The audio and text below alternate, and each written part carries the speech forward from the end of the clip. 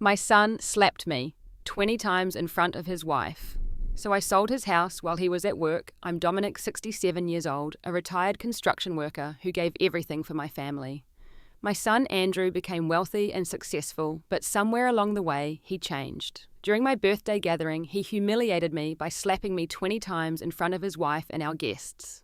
What he didn't know was that I still co-owned his beautiful house. Before I tell you how I taught my ungrateful son the ultimate lesson about respect, let me know where you're watching from and hit that subscribe button if you believe family should always come first. I grew up in a small town in Ohio, nothing fancy about my upbringing. My parents were hard-working folks who taught me the value of honest labor. By age 15, I was already working part-time at a local hardware store, learning to handle tools and fix things. Those early years shaped me into the man I would become. Someone who believed in working hard and taking care of family above all else. When I was 23, I met Margaret at a community picnic. She had the most beautiful smile I had ever seen, and when she laughed, it felt like sunshine after rain. We fell in love quickly, married within a year, and built our life together brick by brick. Margaret worked as a school secretary while I took jobs in construction. We weren't rich by any means, but we had each other, and that was enough. 3 years into our marriage, Andrew came into our world. The moment I held my son for the first time, I made a silent promise that he would have opportunities I never had. Margaret and I agreed that no matter what sacrifices we had to make, Andrew would get the best education possible.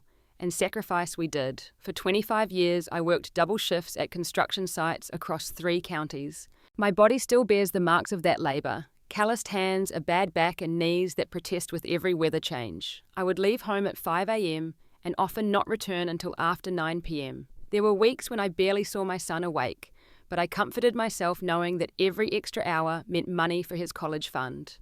Margaret was the heart of our home. She made sure Andrew never felt my absence too keenly. She attended every school event, helped with homework, and still found time to leave me dinner no matter how late I came home. Our partnership was unspoken, but absolute. I provided, she nurtured, and together we gave Andrew roots and wings. When Andrew got accepted to an Ivy League university with a partial scholarship, it was the proudest day of my life. The scholarship helped, but it didn't cover everything. Margaret and I emptied our savings and took a second mortgage on our modest home to make up the difference. We never told Andrew about this. We wanted him to focus on his studies without worrying about money. Andrew excelled in college, graduating with honors in finance. He landed a job at a prestigious investment firm in Boston and began climbing the corporate ladder faster than we could have imagined. By 35, he was making more money in a month than I made in a year. He bought nice clothes, a luxury car, and eventually set his sights on a beautiful Victorian house in an exclusive neighborhood. During those early years of his success, Andrew remained close to us. He would call weekly visit on holidays and always express gratitude for the opportunities we had given him. He would tell his colleagues about his old man who built things with his hands, with genuine pride in his voice. Those were good years. Then Margaret got sick, cancer. The kind that gives you enough time to say goodbye, but not enough time to accept it. For 2 years, I became her caretaker, leaving my job to be by her side. Andrew visited when he could, but his career demanded most of his attention. I never held that against him. He was building his future just as we had always wanted. Margaret passed away 8 years ago. At her funeral, Andrew held my hand as we accepted condolences, and for a while afterward, he made more effort to check in on me. That's when he met Stephanie. Stephanie came from money, old money as they say. Her family owned real estate throughout New England, and she had never known financial struggle. She was beautiful, educated, and cultured. Everything a successful young man like Andrew could want. When they married after a year of dating, I was genuinely happy for my son. But something shifted after the wedding. The changes were subtle at first. Missed phone calls, shorter visits, conversations that seemed increasingly one-sided. Andrew began to reference business associates and social connections I couldn't relate to. Whenever I shared stories from my construction days, I noticed his eyes glaze over with disinterest or worse, embarrassment. Stephanie was always polite to me, but there was a condescension in her manner that cut deeply.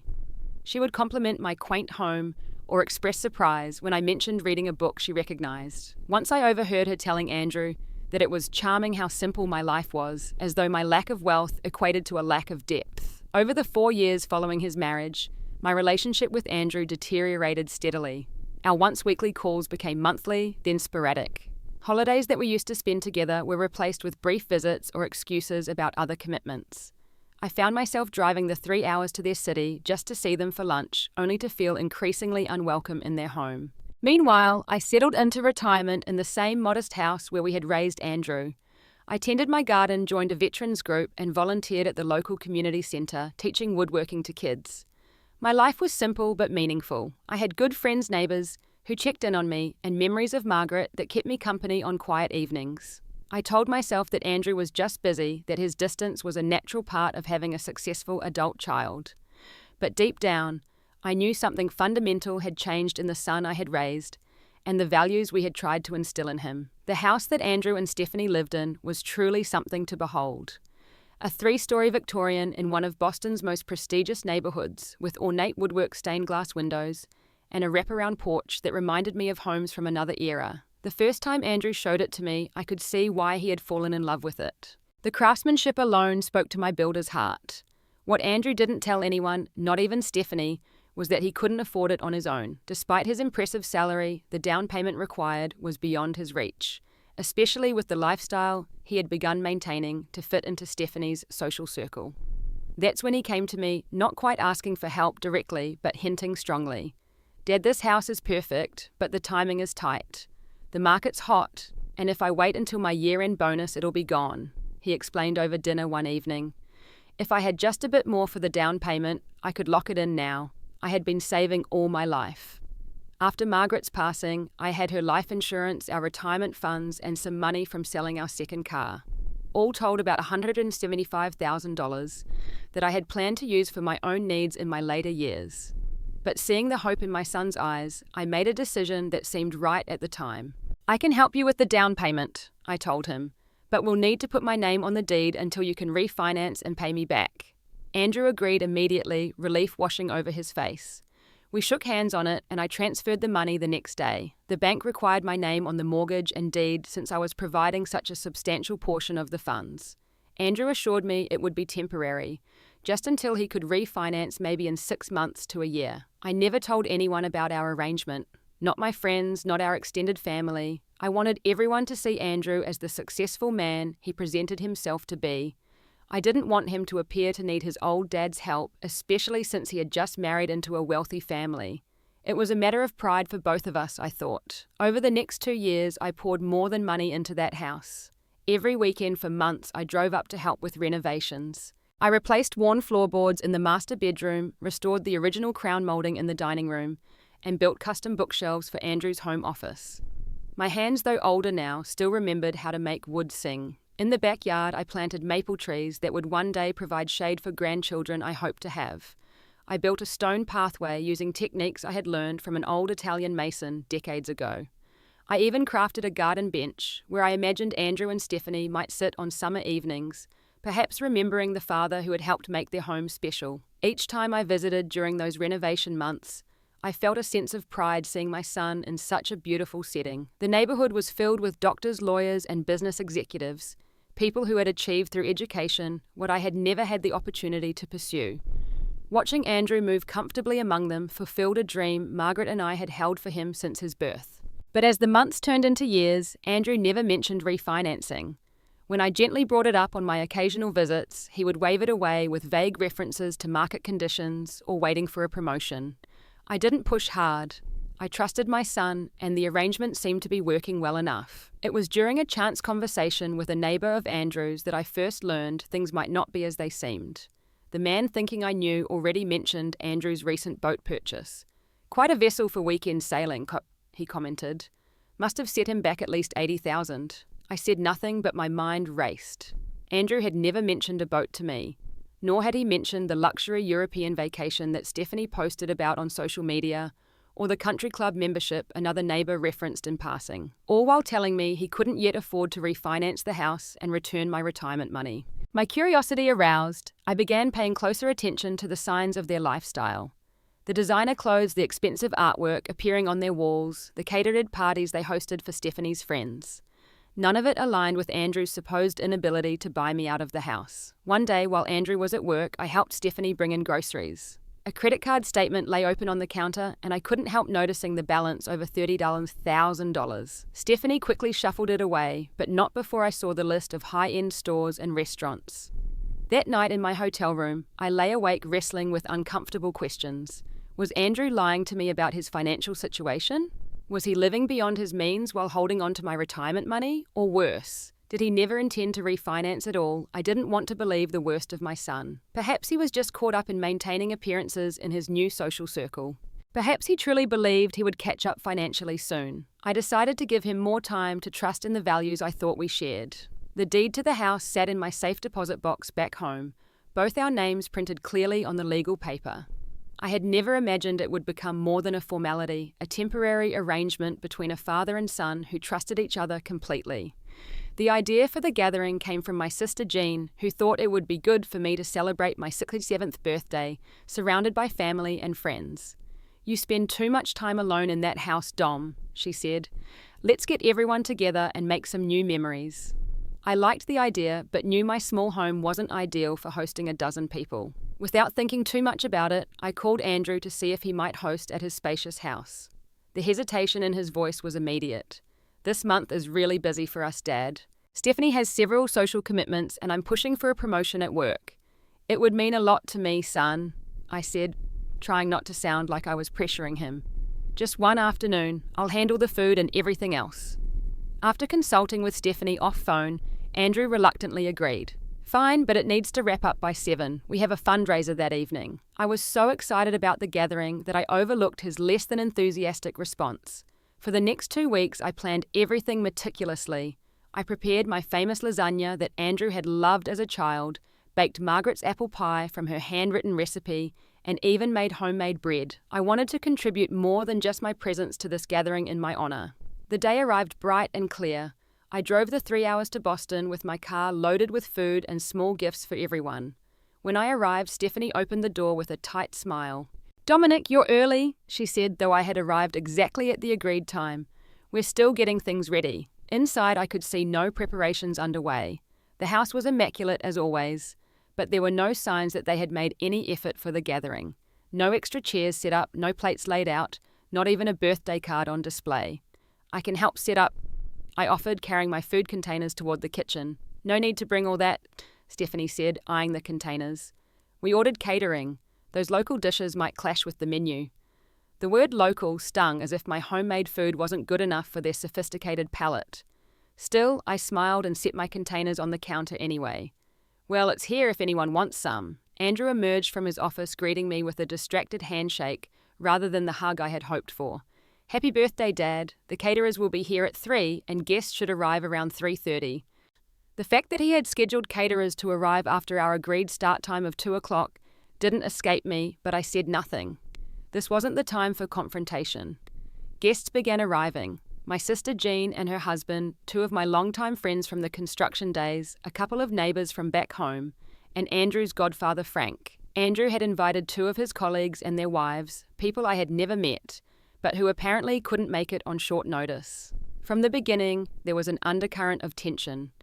Andrew and Stephanie moved around their home as if we were visitors to a museum. "Don't touch that. Please use coasters. Those chairs are antiques." My friends, working-class people like myself, exchanged uncomfortable glances as they perched cautiously on expensive furniture. The catered food arrived. Tiny portions of things I couldn't name, served on small plates that left everyone still hungry. I noticed several guests eyeing my lasagna still untouched on the kitchen counter. When Frank finally asked if they could try some of Dom's famous Italian food, Stephanie reluctantly brought it out, making a show of transferring it to her serving dishes, rather than my humble casserole carrier. The conversation around the dining table started pleasantly enough. We talked about community news, mutual acquaintances, and light politics. Then Jean, meaning well, began reminiscing about Andrew as a child. "Remember when little Andy decided to fix the kitchen sink and flooded the entire first floor?" She laughed. Dom came home from work to find him standing in 3 inches of water, still holding a wrench. Everyone chuckled, and I added, "He said he was being just like his dad, but he forgot the part about turning off the water main first." I expected Andrew to join in the laughter at this harmless childhood story. Instead, his face darkened. "Do we really need to discuss these ridiculous old stories? It's hardly relevant to who I am now." An awkward silence fell over the table. Jean looked hurt, and I quickly tried to change the subject. "How about that local sports team?" I offered weakly. But Andrew wasn't finished. "In fact, I think we can all agree that dwelling on the past isn't productive. I've worked hard to move beyond my origins and establish myself in this community." The words "move beyond my origins" hung in the air like a slap. My friend Tom, a carpenter who had helped me teach Andrew to build his first birdhouse, set down his fork with a clink. "There's nothing wrong with where you came from, Andrew," Tom said quietly. "Your father built half the community centre back home with these hands. Good, honest work." Andrew's laugh was cutting. "Yes, manual labour has its place, of course. But surely we can agree that some careers hold more prestige than others, more impact on society." There's Stephanie nodded in agreement. "Andrew's work in finance helps shape economic policy. It's quite different from construction." I felt a tightness in my chest, but tried once more to ease the tension. "Every job has value if it's done with integrity. That's what I always taught you, Andy." "It's Andrew," he corrected sharply. "And with all due respect, Dad, the lessons that served you in your world don't necessarily apply to mine." What happened next still plays in my mind like a slow-motion nightmare. I made one last attempt at lightening the mood by gently teasing, "Well, excuse me, Mr. Big Shot Financial Wizard. I forgot we need to bow when addressing royalty now." Andrew stood up so suddenly his chair fell backward. His face was contorted with a rage I had never seen before. "You think this is funny? You think it's a joke that every time you visit, I have to explain to my colleagues why my father talks like a labourer, why he doesn't know which fork to use for the salad, why he wears the same outdated suit to every function?" Before I could respond, he was around the table standing over me. "You want to know what it's like having you as a father in my world? Let me show you." The first slap caught me entirely by surprise, an open palm across my left cheek. Not hard enough to cause physical pain, but the shock and humiliation burned worse than any physical blow could have. "This is for showing up at my office Christmas party in work boots." Another slap. "This is for telling the senior partner about how I wet the bed until I was 7. Slap. "This is for calling Stephanie Steph after she repeatedly asked you not to." Slap. On and on it went. Each slap accompanied by another complaint, another perceived embarrassment I had caused him. Some were trivial, my table manners, my accent, my unfashionable clothes. Others cut deeper. Accusations that I had held him back, that I was a burden, that I was trying to sabotage his success with my working-class values. "This is for making me explain why my father never went to college." Slap. "This is for bringing homemade food to our dinner party with the vice president." Slap. "This is for asking about refinancing the house every time you visit, as if I don't have more important things to worry about." Slap. 20 times his hand connected with my face, while everyone sat frozen in shock. No one moved to stop him. Not my friends, not my sister, not even Frank, who had known Andrew since birth. And Stephanie? Stephanie was smiling a small, satisfied curl of her lips as she watched my humiliation. When Andrew finally stepped back, breathing hard, the silence was deafening. My cheeks burned, not from the physical impact, which had been more symbolic than harmful, but from the utter degradation of being treated this way by my own son. I looked around the table at the faces of people I loved. People I thought loved me, and saw nothing but uncomfortable avoidance. No one would meet my eyes. No one spoke up in my defense. With as much dignity as I could muster, I stood up slowly. "Thank you for the birthday celebration," I said, my voice surprisingly steady. "I think it's time for me to go." I walked out of that beautiful house that my money had helped buy, climbed into my 10-year-old car, and drove away with tears blurring my vision. In the rearview mirror, I could see the Victorian house growing smaller. The house where I had planted trees, built shelves, and restored woodwork with loving hands.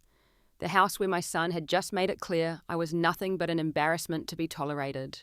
The 3-hour drive home was the longest of my life. My hands gripped the steering wheel so tightly my knuckles turned white, and I had to pull over twice when tears made it impossible to see the road. By the time I reached my modest home, it was past midnight, but sleep was out of the question.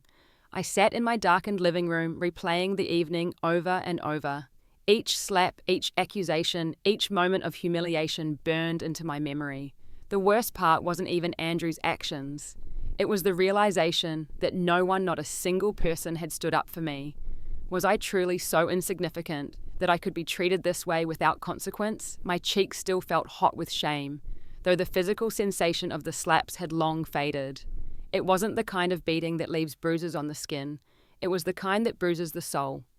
My own son had deliberately, systematically humiliated me in front of family and friends, reducing 7 decades of life and love to a series of embarrassments he wished to erase. Morning came, and with it the desperate hope that perhaps Andrew would call to apologize.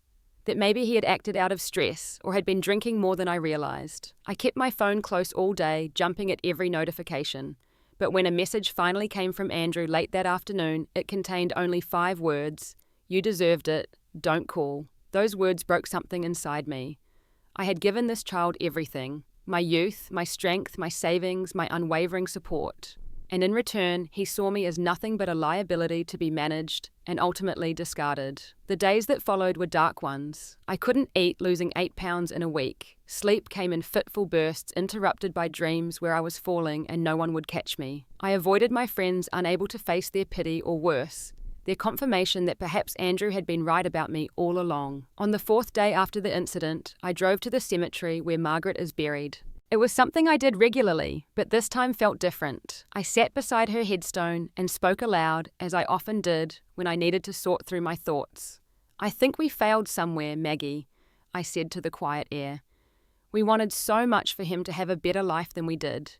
Maybe we gave him too much. Maybe we should have made him work for things the way we had to." A gentle breeze stirred the flowers I had brought, and I found myself wondering what Margaret would say if she could see what had become of our family. She had always been the diplomatic one, the peacemaker, but she had also been fiercely protective of those she loved, including me. "He thinks I'm nothing, Maggie, less than nothing, an embarrassment he has to explain away." My voice broke on the words. How did our boy become someone who could treat his father this way? No answer came, of course. Just the distant sound of a lawnmower and birds calling to each other across the carefully tended grounds. But sitting there in that peaceful place, I felt a small shift inside me. Margaret would not have wanted me to accept such treatment, not even from our son. The woman who had loved me for 40 years had seen value in me that had nothing to do with education or social status. The next day, I called Frank Andrews' godfather and my oldest friend. Unlike the others at the gathering, Frank had at least tried to speak with me afterward, leaving several voicemails expressing concern. We met at a diner halfway between our towns. "You look like hell, Dom," were his first words, his face creased with worry. "Feel like it too," I admitted. Over coffee, I poured out everything, not just the birthday incident, but the years of growing distance, the subtle and not so subtle put-downs, the house arrangement Andrew had never honoured. Frank listened without interruption, then said something that struck me to my core. "Dom, when did you start believing you deserve to be treated this way?" "I never said I deserve it," I protested. "You didn't have to. You've accepted it for years. The missed calls, the broken promises, the condescension. You've made excuses for Andrew's behaviour because you don't believe you have the right to expect better from your own son." His words hit me like cold water. Had I enabled this? Had my desire to see Andrew succeed blinded me to the person he was becoming that evening? I pulled out old family albums, something I hadn't done since Margaret passed. Photos of a smiling boy on my shoulders, building sandcastles, learning to ride a bike, graduating high school, a young man in a cap and gown, arm around his proud parents. When had that boy's smile become so calculated? When had genuine affection been replaced by obligation and ultimately contempt? As I turned the pages, I came across documents Margaret had kept. Andrew's college acceptance letter, scholarship information, and financial records. Among them was a folder I had forgotten about containing the deed to Andrew's house and our original agreement, handwritten and signed by both of us. I stared at the document, reading the words over and over. My name was still there, clear as day, as legal co-owner of a property worth well over $1 million. A property I had helped purchase, renovate, and maintain. A property in which I had just been humiliated beyond bearing. Out of curiosity, I went to my computer and began researching property law in Massachusetts. What rights did I have as a co-owner? What options were available to me? I wasn't thinking about action yet, just information gathering, trying to understand the legal reality of our arrangement. What I discovered surprised me. As an equal owner on the deed, I had significant legal rights, including the right to force a sale of the property if I wished. It was a nuclear option, something I would never have considered under normal circumstances. But these weren't normal circumstances, were they? I spent days in moral conflict, wrestling with competing values. On one hand, family, loyalty, forgiveness, turning the other cheek. principles Margaret and I had tried to live by and instill in our son. On the other hand, self-respect, consequences for actions, boundaries. Equally important values that seemed increasingly relevant to my situation. This wasn't about revenge, I realized one sleepless night. It was about dignity. About finally setting a boundary with a son who had come to believe he could treat me any way he wanted without consequence. About showing him that the father he so easily dismissed was still a person worthy of basic respect. With my mind finally clear, I made an appointment with a lawyer specializing in real estate law. I needed to understand exactly what my options were before making any decisions. The visit confirmed what my research had suggested. I had every legal right to force a sale of the property if Andrew continued to refuse to refinance and remove my name. It was time to stand up for myself, perhaps for the first time in my relationship with my adult son. Not out of anger, though I felt plenty of that, but from a place of self-worth that had been buried under years of accommodation and sacrifice. The plan began to take shape with unexpected clarity. If Andrew saw me as nothing but an embarrassment, a relic of a past he wanted to escape, then perhaps it was time to remove myself from his equation, but on my terms, not his. My first step was to consult with a real estate agent in Boston, someone with no connections to Andrew or his social circle. I explained that I was a co-owner of a property and wanted to explore selling options. The agent, Patricia, was professional and discreet, asking only the questions necessary to understand the situation. The market in that neighborhood is extremely hot right now, she informed me after researching comparable properties. A historic Victorian in that condition could easily fetch $1.2 to $1.3 million. I nodded, trying to process the figure. It was more money than I had seen in my entire working life. How quickly could a sale happen hypothetically? With motivated sellers and a qualified buyer, as little as 2 weeks, though a month is more typical. If you're looking for a quick sale, pricing at slightly below market value would attract immediate interest.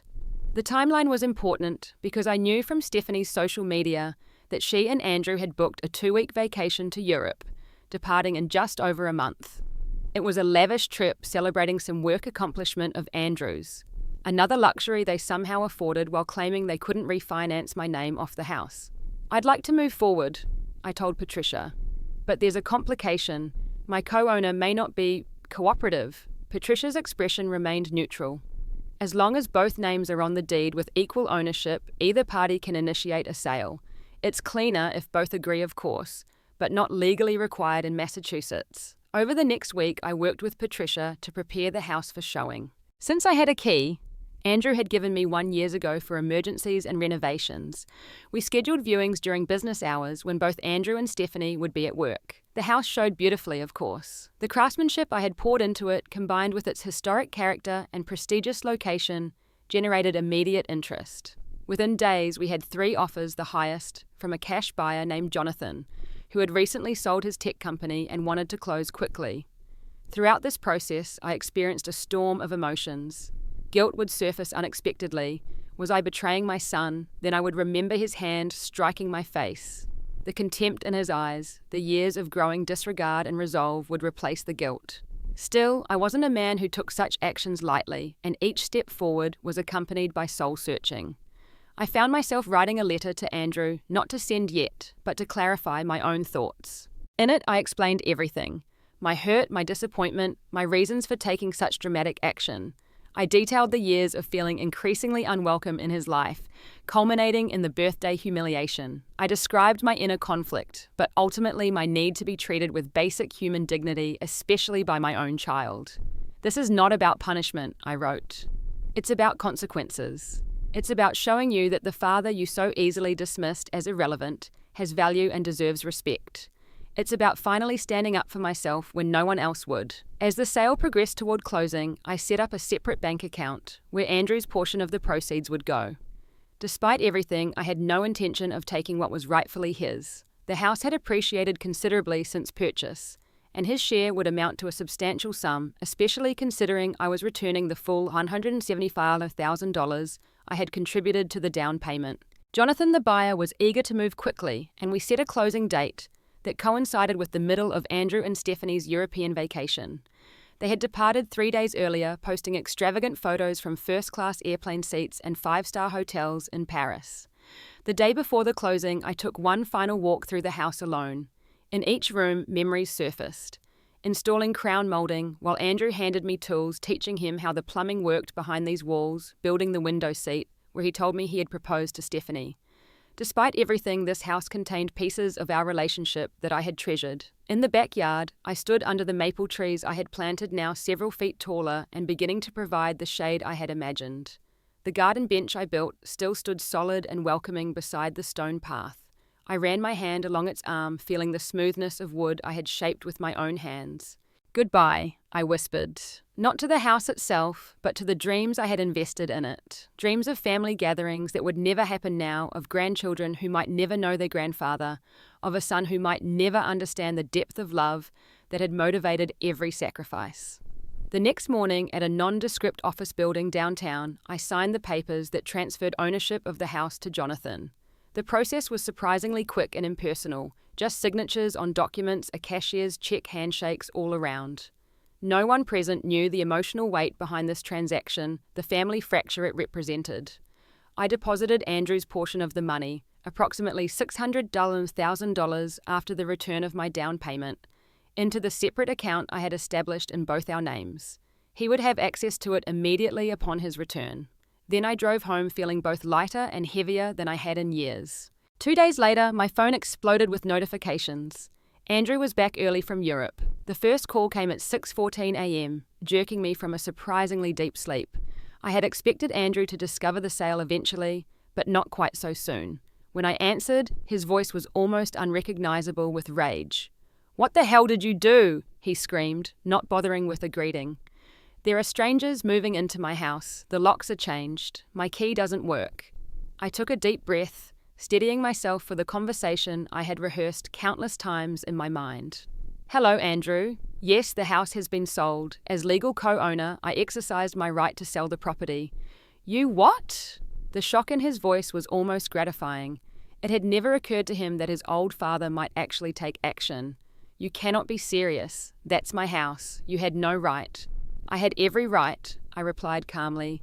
"My name remained on the deed because you never refinanced as promised. For 5 years you claimed you couldn't afford to buy me out, all while taking luxury vacations and purchasing boats." "This is illegal. I'm calling my lawyer right now." Andrew's voice cracked with panic. In the background, I could hear Stephanie wailing dramatically about their belongings. "Feel free to consult your lawyer," I said, "but I suggest you also check your joint bank account. I've deposited your portion of the proceeds, which is quite substantial. Your personal possessions are being stored at a facility downtown. The address is in the email I sent you last night." The line went silent for a moment. Then, "You'll regret this. I'm coming over there right now." 3 hours later, a luxury SUV screeched into my driveway, and Andrew burst from the driver's side. Stephanie close behind him. His face was flushed with anger, and he didn't bother to knock, instead pounding on my door, hard enough to rattle the hinges. When I opened it, he pushed past me into the living room. "Have you completely lost your mind?" he demanded. "Do you have any idea what you've done?" I closed the door quietly, gestured for them to sit, and took a seat myself in Margaret's old armchair. Neither of them sat. "I sold a house that I legally co-owned after my co-owner repeatedly refused to honor our agreement," I said simply. "An agreement, I might add, that you sought out when you needed my money." "I was going to refinance," Andrew insisted. "The market conditions weren't right. For 5 years." I raised an eyebrow. "While you bought a boat, joined a country club, and took first-class vacations to Europe. Those don't sound like the actions of someone who can't afford to refinance a house." Stephanie stepped forward, her perfectly made-up face contorted with anger. "You had no right to make us homeless. Where are we supposed to live now?" "With $600,000, $1,000 in the bank, I imagine you'll find something," I replied. "Though perhaps something more aligned with your actual financial situation, rather than the one you've been pretending to maintain." Andrew's face changed then, a calculation happening behind his eyes. "Fine, you've made your point. Give me the buyer's information. I'll offer him more to sell it back to us. This can all be fixed." I shook my head. "Jonathan is very happy with his purchase. He's not interested in selling." "Everyone has a price," Stephanie snapped. "We'll get our house back, and then we'll make sure you never set foot in it again." "You're welcome to try," I said. "But I think you'll find your financial situation is more precarious than you've been admitting. The bank statements I found when closing out the house account showed significant debt. Credit cards, loans, lines of credit, all nearly maxed out." Andrew's face paled. You had no right to look at those. As co-owner and co-signer on the mortgage, I had every right. The truth is, Andrew, you've been living far beyond your means. The image you've created for Stephanie's social circle is just that, an image, one that was partly funded by holding on to my retirement money. Stephanie turned to Andrew, confusion replacing anger. What is he talking about? You said your investment portfolio was worth over $2 million. Andrew wouldn't meet her eyes, which was answer enough. The silence in the room was deafening. You were never going to refinance, were you? I asked quietly. You needed my name on that mortgage because you couldn't qualify for the loan on your own income. That's not true, Andrew protested, but his voice lacked conviction. It was just timing market conditions. Stop lying, Andrew, I said, surprised at the steadiness in my voice. If not to me, then at least to your wife. The house is gone. Your financial house of cards is exposed. The only question now is whether you're going to continue pretending or finally face reality. Stephanie's expression had transformed entirely, the anger giving way to calculation and then to something colder. You told me your father contributed nothing to our life, that he was just a burden you had to manage. The casual cruelty of her words struck me like a physical blow. A burden to manage. Was that truly how my son saw me? I gave him the down payment for the house, I said quietly. I helped renovate it with these hands. I built furniture for it, planted trees in its yard. I kept my name off the mailbox at his request, so his friends wouldn't know his working-class father had helped him. Stephanie grabbed her purse and headed for the door. I need to call my father. He needs to hear about this immediately. The door slammed behind her, leaving Andrew and me alone. His anger seemed to deflate suddenly, replaced by a desperation I had never seen in him before. Do you have any idea what you've done? He asked, his voice barely above a whisper. Stephanie's family will cut me off completely when they learn I've been lying about our finances. Her father was considering me for a position in his company. That's gone now. Perhaps it's time to build a life based on truth rather than appearances, I suggested. The son I raised knew the value of honest work and living within his means. The son you raised, Andrew laughed bitterly. The son you raised has been trying to escape his background his entire adult life. Do you know what it's like trying to fit into Stephanie's world when everyone else came from money and privilege, when they all went to the right schools and had the right connections? So you decided the solution was to pretend to spend money you didn't have, to reject the father who helped get you there. Andrew sank onto my couch, head in his hands. I never meant for it to go this far. At first it was just small things, pretending I knew about wines I'd never tasted, clothes I couldn't afford. Then Stephanie wanted the house, and suddenly I was in over my head. Each lie required another to maintain it. For the first time, I saw beyond my own hurt to the insecurity that had driven my son's behavior. It didn't excuse what he had done, the humiliation, the betrayal, the years of growing contempt.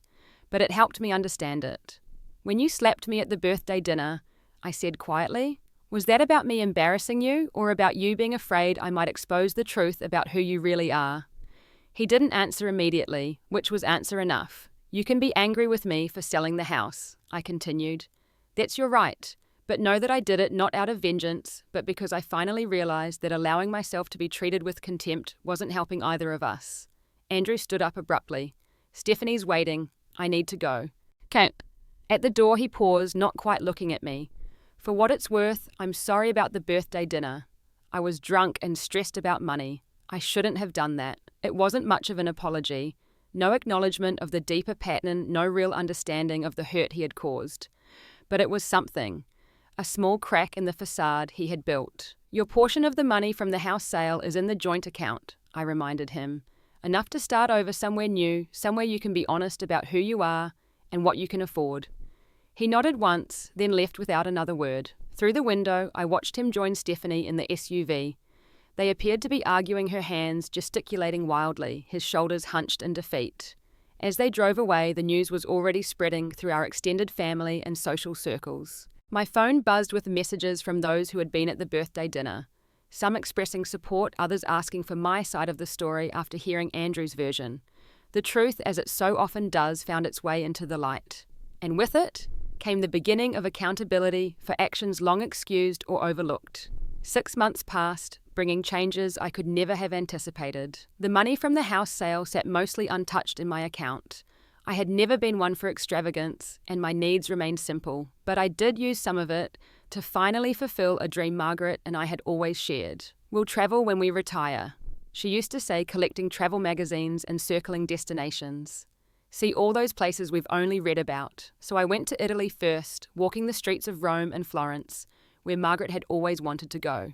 I stood in ancient churches, ate gelato in sunny piazzas, and even learned a few phrases of Italian from patient locals who smiled at this American senior trying his best. In the evenings, I would sit at small cafes and write in a journal telling Margaret about everything I was seeing for both of us. When I returned home, I made donations to causes she had cared about. The local library's literacy program, the community centre's after-school activities, a scholarship fund at the high school where she had worked. It felt right to honour her memory this way, to extend her kindness into the world even in her absence. The house I lived in got some long overdue updates. A new roof, better insulation, a walk-in shower that would be safer as I aged.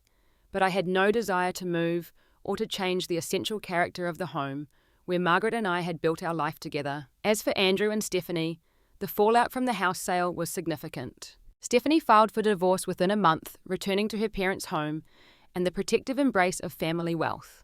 She gave interviews to mutual friends, portraying herself as the victim of Andrew's deception, never mentioning her own role in the lifestyle they had maintained. Andrew lost his job. Whether from the distraction of his personal life imploding or from some word from Stephanie's influential family, I wasn't sure. He moved to a smaller city, took a position with less prestige, but perhaps more integrity, and began the slow process of rebuilding his finances and his life. We didn't speak for nearly 5 months. I made no attempts to contact him, believing that any reconciliation needed to come from him when and if he was ready. I focused instead on healing my own wounds, joining a support group for parents navigating difficult relationships with adult children. There I found I was far from alone in my experiences, though few had stories quite as dramatic as mine. Then, on an ordinary Tuesday in autumn, there was a knock at my door. Andrew stood on my porch looking thinner and somewhat shabbier than I remembered. The expensive watch and designer clothes were gone, replaced by simpler attire that somehow seemed to fit him better. "Can we talk?" he asked, his voice lacking its former confidence. I invited him in, offered coffee, and we sat in the living room where our last conversation had ended so badly. "I've been in therapy," he began without preamble, trying to understand why I became someone who could treat his own father the way I treated you. I nodded but said nothing, giving him space to continue. "The therapist asked me to identify the moment when I started seeing you as an obstacle rather than as my father. I couldn't pinpoint it exactly, but I think it started when I met Stephanie's family. They were so seamless in their privilege. They had generations of wealth education connections. And there I was, the son of a construction worker trying to belong. There's no shame in honest work," I said quietly. "I know that now, or I'm learning to know it again." He sighed heavily. "Instead of being proud of where I came from, of what you and Mom sacrificed to give me opportunities, I became ashamed. And then that shame turned to resentment, and that resentment became 20 slaps at a birthday dinner," I finished for him. He winced visibly. "I will regret that for the rest of my life. Not just what I did, but that no one stopped me, that no one stood up for you." "Why are you here, Andrew?" I asked directly. "What do you want from this conversation?" He seemed taken aback by my directness, but answered honestly.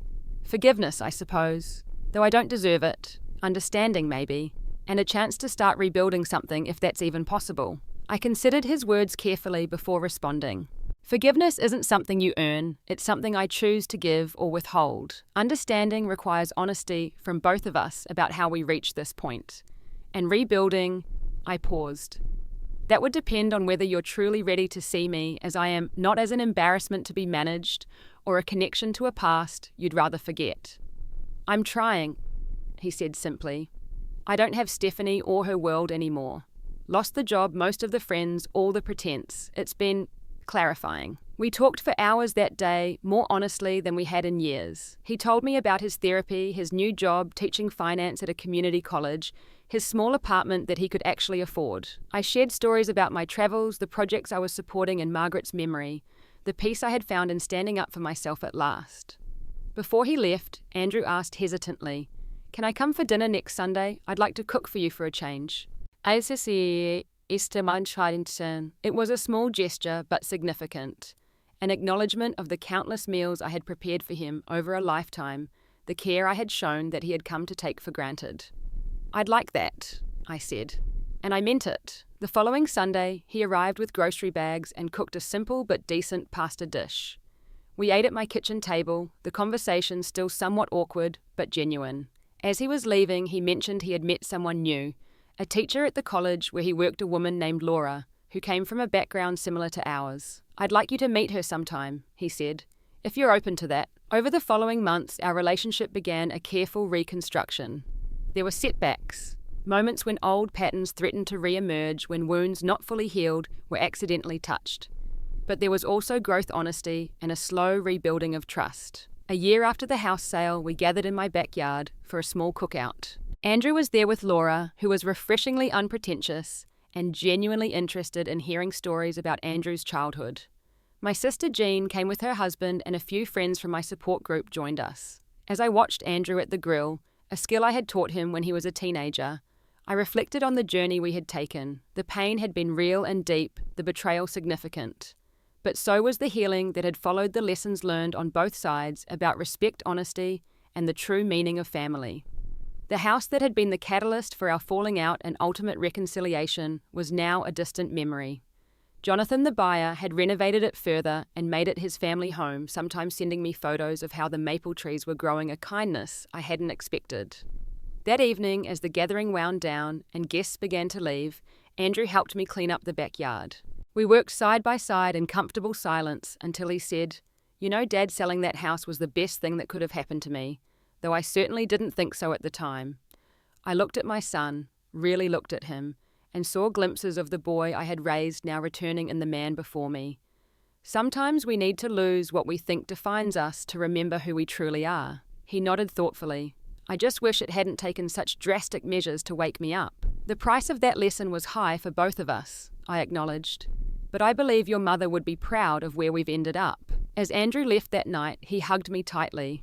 A real embrace, not the perfunctory gesture that had become our norm in recent years. And in that moment, I knew that while some wounds leave permanent scars, they also become part of the story that shapes us, teaches us, and ultimately leads us to wisdom we might otherwise never have found. Life had taught me its most important lesson: dignity is never for sale, not for any price.